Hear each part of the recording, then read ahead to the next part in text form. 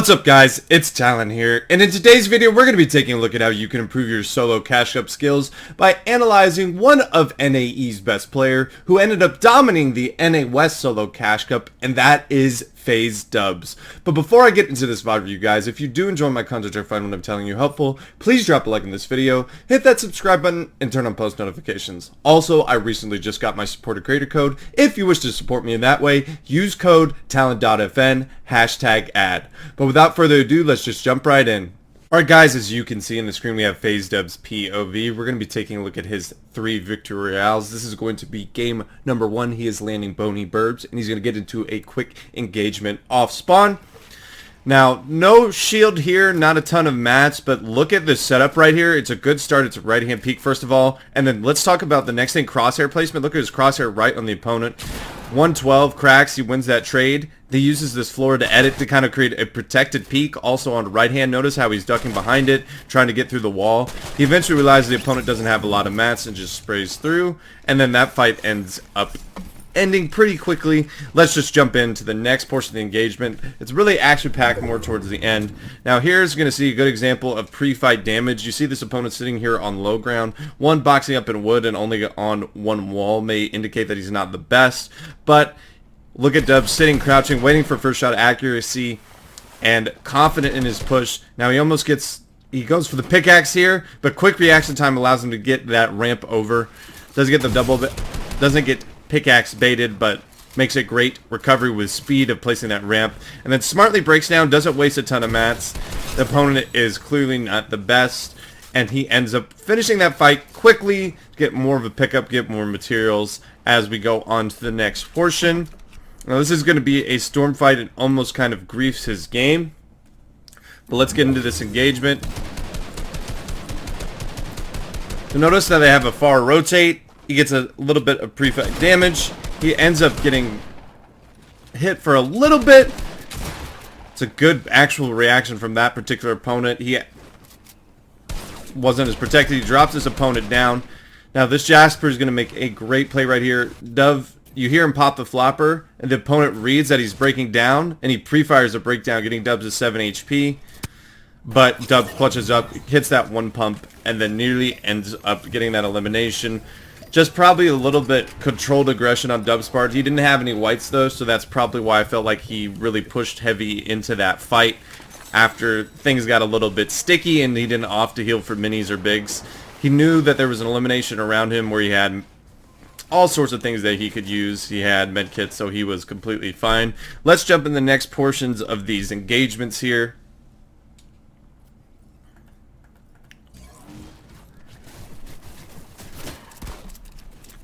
Hold on, let me slow it down.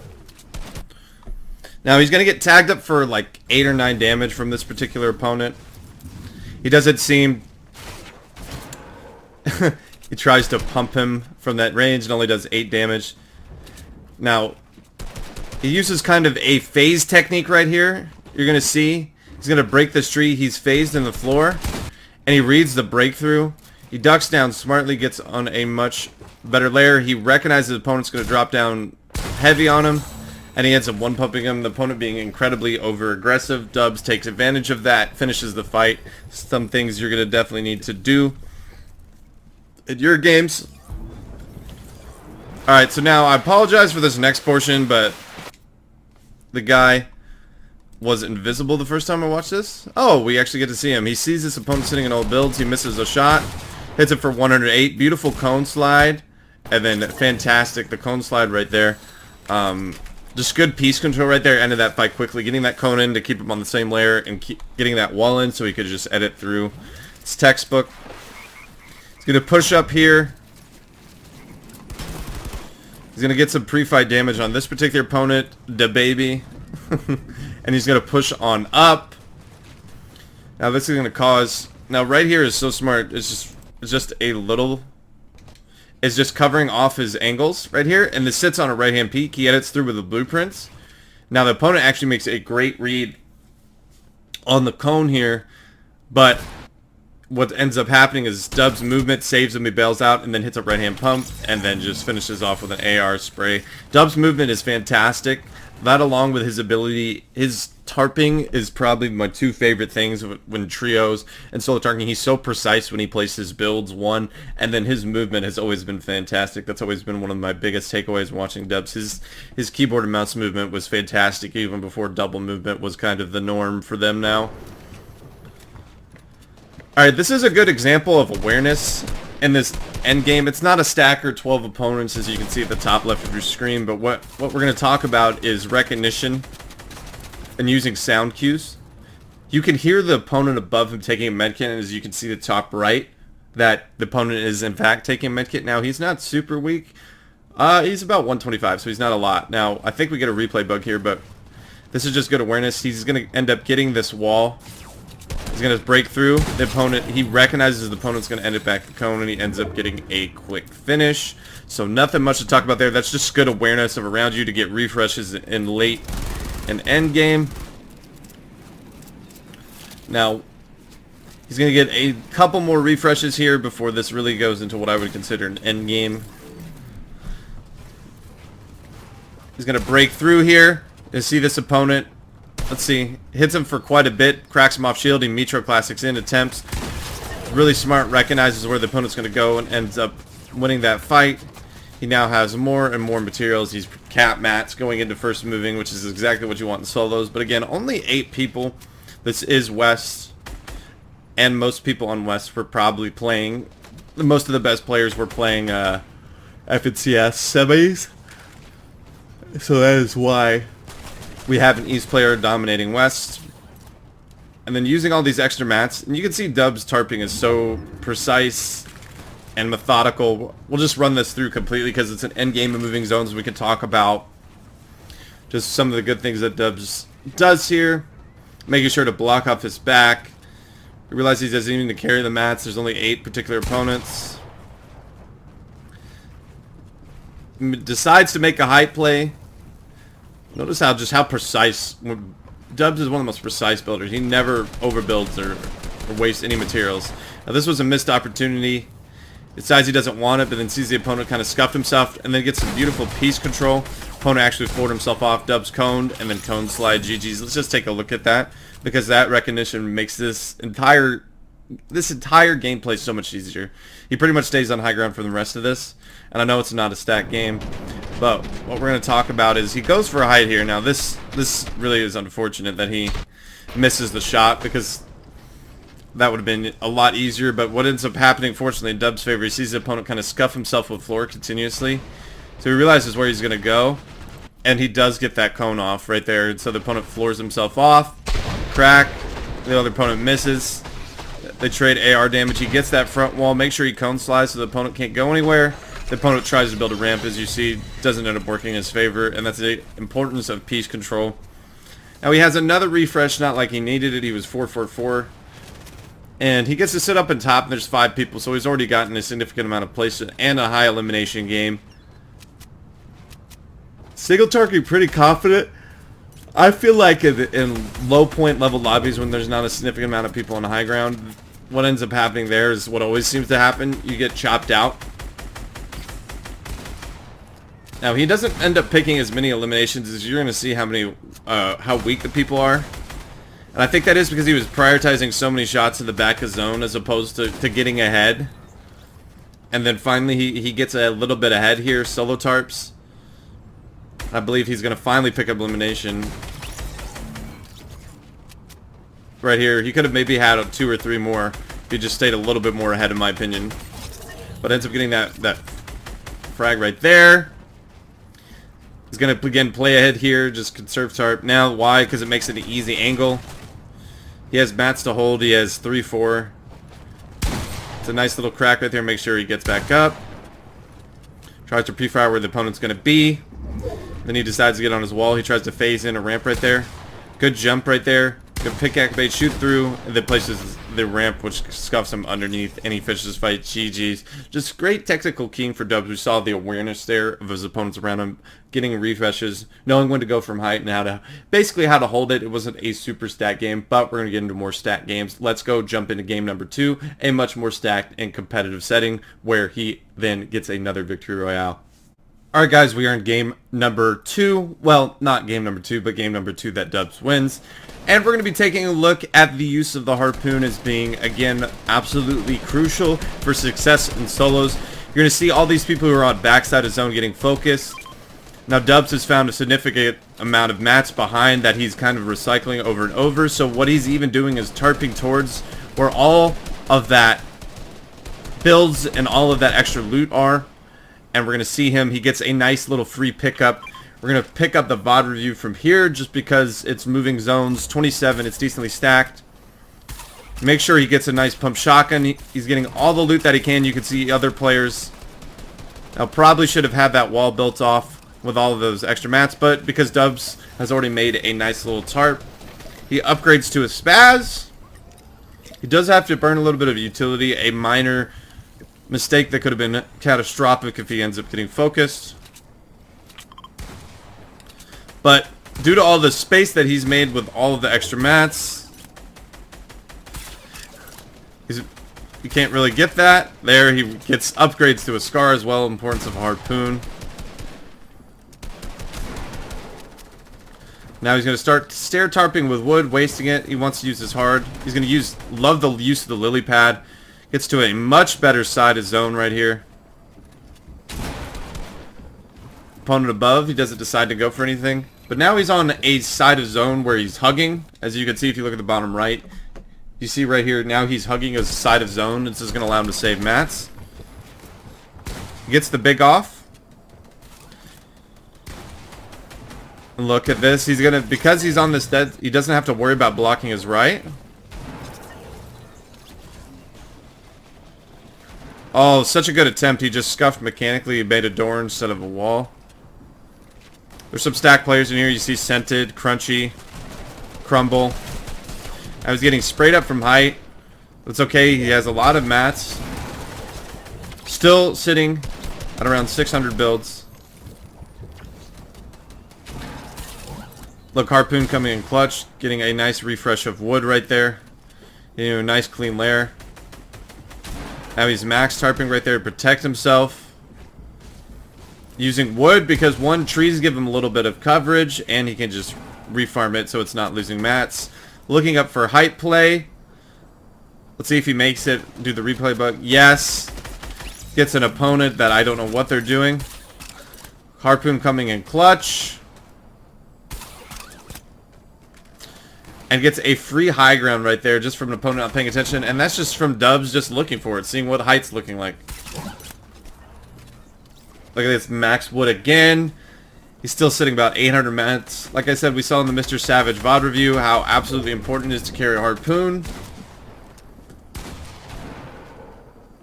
But also with him now taking height, what this allows him to do is not have a lot of mats. As you can see how stacked it is. That's Jacques, FNCS champion. Some really big names here on this West Cash Cup.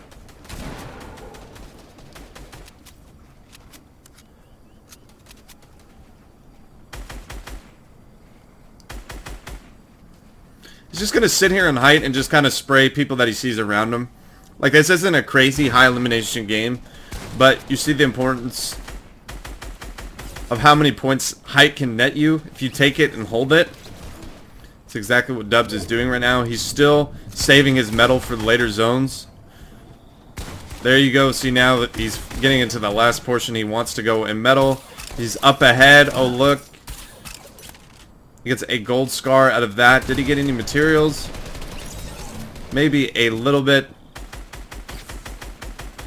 Crumbles down below. He sees all those mats right there. He's just going to pick all of them up. Doesn't cost anything with a harpoon to get materials. He edits down, or not edits down, builds down. Gets a nice elimination. And it looks like that's just a 1v1 versus Crumble. And he's been on height the entire time. He's doing a great job of pressuring. More than likely has more mats than Crumble. Crumble's been on load the entire time. And that's exactly what ends up happening. Crumble ends ends up running out of mats, and Dubs ends up having 38 plus builds and still getting the victory royale. Importance of looking for height. Sometimes it's completely free. That was a little bit fortunate. He lasers the guy on height who was reloading, not paying attention, not moving around, not having awareness. You see Dub takes advantage of that. He makes a high ground play, and then he just keeps it. He's never super greedy, and the harpoon allows him to get little refreshes of mats when he needs. He didn't have to use a lot of mats on his rotates. One you saw in that 6 zone, hugging that dead side when he got a little overzealous for that one particular opponent that got him fried, but because he was still on that side of zone, he didn't have to burn a crazy amount of mats, and the harpoon just giving him constant refreshes. Let's go get into victory royale number 3 from Faze Dubs Cash Cup. Alright guys, we are in game number 3 of Dubs Victory Royales. We're going to take a look. This is a much higher elimination game as compared to game number 2. Let's take a look at this mid-game engagement. And when I say engagement, mid-game absolutely lasered aim assist, like what is going on? You know, soft aim, accusations, Dubs making an appearance. For some reason, you see this opponent who is almost full health and gets absolutely fried. And then you're going to see the importance of the harpoon. He's going to get all those extra materials to make his rotate more into center zone significantly easier. But let's just jump into the next portion. We've already seen the importance of the harpoon. You need to be having one, especially in these stacked games, because with limited rotation, what can you do to help just get mats from any particular direction? That's where the harpoon comes in. Now again, you're going to see someone get fried out of a car, so it kind of makes me wary of car rotates in general. We had a trio mate of mine get headshot boat out of the car. They're not as great as rotation. I feel like this season, I don't know why, but what you're going to end up seeing here, I hate that the sound is bugged. Let's see if I can fix it here real quick. There we go. Now you're going to see this opponent get absolutely fried by the whole lobby. You see the opponent being 1 HP. And this is, again, the importance of the harpoon. Look at all of that extra loot he's going to end up getting. Shoots out the wall. He gets absolutely all of it. So more and more materials to play with. And then he immediately creates a ton of space, which is always good for solos. Now, let's just kind of fast forward through here. So what ends up happening, he ends up taking a lot of storm. He like goes AFK or something and loses like 60 HP. It was incredibly weird. I haven't seen anything like it. But once this moving zone starts, and he's using all of its extra mats to create space. Once this moving zone starts, I'll put a play on normal speed because it's a clinic. Alright, so moving zone has moved. Has began moving. Making sure he covers himself as he goes through. Now, we're not going to see exactly what ends up happening to this next particular engagement. I just want to talk about the awareness. Nice stair tarping, a rare actual miss, but notice this opponent's has a wood wall. And he's looking, this renewity actually. And so it freezes up in replay, but it seems like they got a trade. Those particular opponents traded, and Dubs went to capitalize. He goes and makes a full tarp. As you can see, the tarping skills are on point. Make sure he blocks off his back right there. And creating all this space, what ends up happening is going to allow him to kill a very well-known pro. Look at Cease, former member of 100 Thaves, just recently signed to XSET. Doesn't even realize that the back wall isn't his. And then you're going to get a nice little dancey dance right there, which almost costs Dubs because the opponent actually below kind of yeets whatever little loot he has left. He might look for a pick. He sees the opponent out, gets a nice little crack, but he doesn't over-aggress. This is a good example of not tunnel visioning. He's on a clean lair. Why would he want to go down for that kill when he doesn't need it? 142 builds. And he goes to that dead side of zone. If you look at the bottom right of your screen again, look. Where zone is hugging either his left or right side. Allows him to save mats. He doesn't have to build a left wall. Doesn't have to worry about behind him. He creates a nice tarp. He gets up to elevation. And this is what I talk about Dubs being incredibly precise. It's just no mats are ever wasted in his tarps. It's very, very...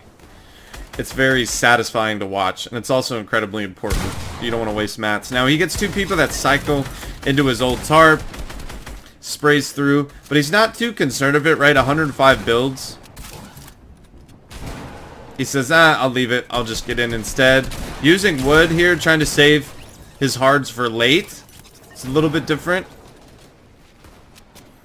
And again, he catches an opponent not paying attention on high ground, who's weak, who doesn't build around him. It gets a free pickup. He sees all that loot fall. I'm surprised he didn't try to harpoon it, but you're going to see again the harpoon coming in clutch. Sees Matt's right there. Now, unfortunately, someone blocks him. Gets to it. This other opponent is Shambles. Dubs is eventually going to take him out, but he's now claimed high ground. And the reason why this isn't such a crazy stat game with the amount of pros is because the elevation changes create a lot of use of mats. And so that's why this game doesn't go to like a ninth with the quality and caliber of players that are in it. Notice getting ahead here, and then this is what I feel like he did a much better job than did in game one. Getting ahead and then looking down and back, because look, now he has a perfect angle in the sky who runs out of mats. His replay is going to freeze, but he ends up just hitting those last two shots. And now he's sitting up on high ground again. He's connected to old builds. He's super healthy on mats, 400 plus. He's waiting. He sees this opponent go in. He's going to pressure him, get some huge tags on him. CMX actually ends up killing Bobby right there, but this is what high ground and playing ahead does for you.